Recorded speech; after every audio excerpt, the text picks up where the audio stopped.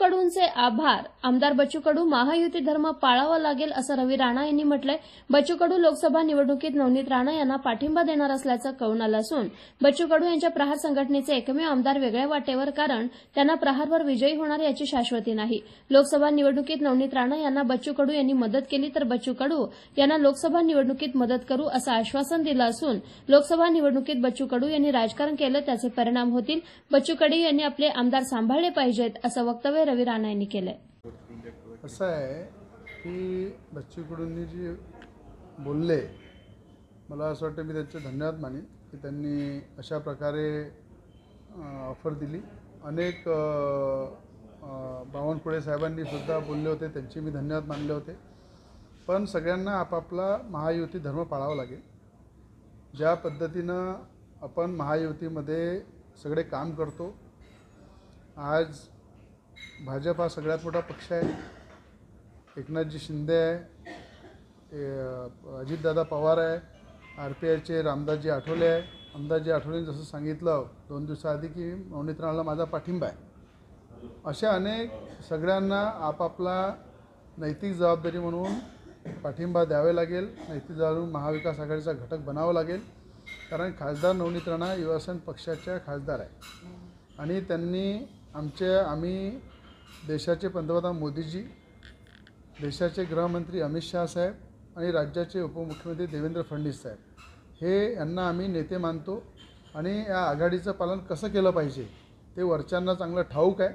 पण योग्य वेळी मोदीजी, अमित शहाजी आणि देवेंद्र फडणवीस साहेब नवनीत राणांबद्दल योग्य निर्णय घेतील आणि पूर्ण ताकदीनं या महाविकास आघाडीचं पालन युवासेना पक्षाच्या वतीने सुद्धा पूर्ण राज्यामध्ये केलं जाईल, जिल्ह्यामध्ये केलं जाईल.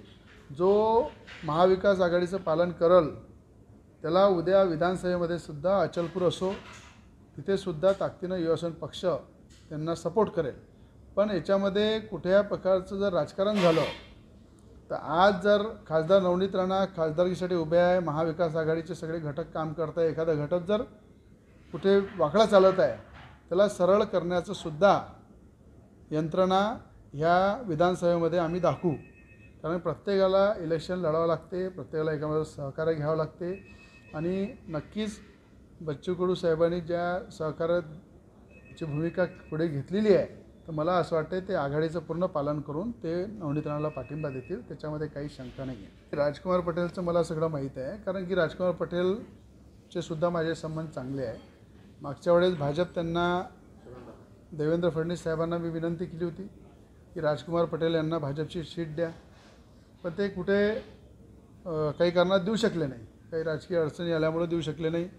मग अचानक एक विनिंग कॅन्डिडेट होते राजकुमार पटेल, त्यांचं काम मेलघाटमध्ये चांगलं होतं, मेलघाटमध्ये ते एक चेहरा होते आमदारकीचा, तर त्यावेळेस अचानक ते उभे राहिले, एखाद्या पक्षाचा पाठिंबा घेतला, पक्षासोबत राहिले, तो वेगळा भाग आहे. पण आता त्यांच्या मनामध्ये इच्छा आहे की एकनाथजी शिंदे असो की देवेंद्र फडणवीस सोबत असो यांच्यासोबत पक्षामध्ये जायचं आणि स्वतः तिथे उमेदवारी घ्यायची, अशा प्रकारे त्यांची भावना आहे. म्हणून प्रत्येकाने आपापल्या सीटा, आपापल्या जागा सांभाळल्या पाहिजे. उद्या आपल्यासोबतचा एखादा व्यक्ती जुळला आहे, तो जर दुसऱ्या पक्षामध्ये जात असेल तर त्याला शाश्वती नाही आहे की मी या पक्षावर निवडून येईल की नाही येईल. म्हणून आपला जर आपण युती धर्म पाळला तर आपण आपापल्या जागेवर मजबूत राहू शकतो. हे सगळ्यांनी घटक पक्षांनी, महाविकास आघाडीने खऱ्या अर्थानं हे महायुतीने समजायला पाहिजे. म्हणून आज बच्चू कडूंचा पाठिंबा नवनीत राणा राहील असं मी ग्राह्य पकडतो, तर त्यांनी पण ग्राह्य पकडायला पाहिजे की अचलपूरमध्ये त्यांनासुद्धा आमचा पाठिंबा राहील. नक्कीच, कारण की अटल बिहारी वाजपेयीजी असू द्या, अडवाणीजी असू द्या, हिंदू हृदय सम्राट बाळासाहेब ठाकरे असू द्या, यांची जी घनिष्ठता होती, संबंध होते, एक विचार होते. अनेकदा बाळासाहेब ठाकरे अटलजीबद्दल बोलत होते, त्यांची तारीफ करत होते, अडवाणीजीबद्दल तारीफ करत होते, अटलजी बाळासाहेबाबद्दल तारीफ करत होते, अनेक व्हिडिओ त्यांचे असतील.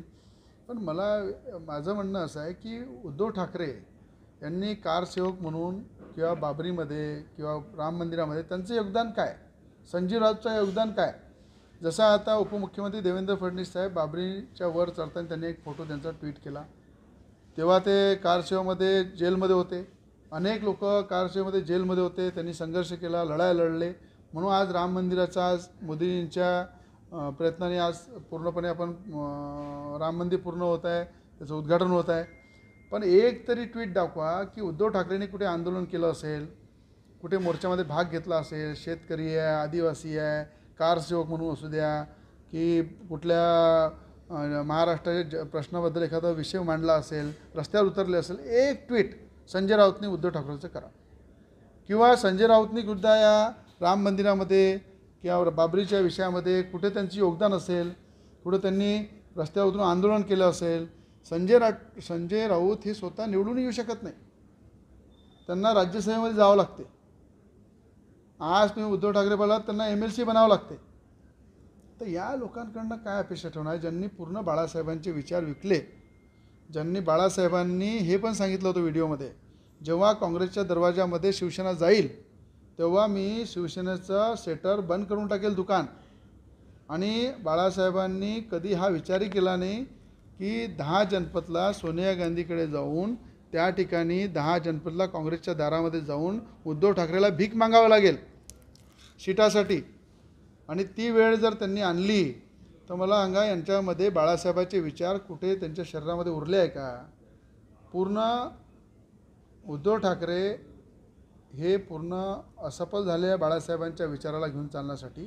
आणि तेच एकनाथजी शिंदे बाळासाहेबांचे विचार पुढे घेऊन जात आहे.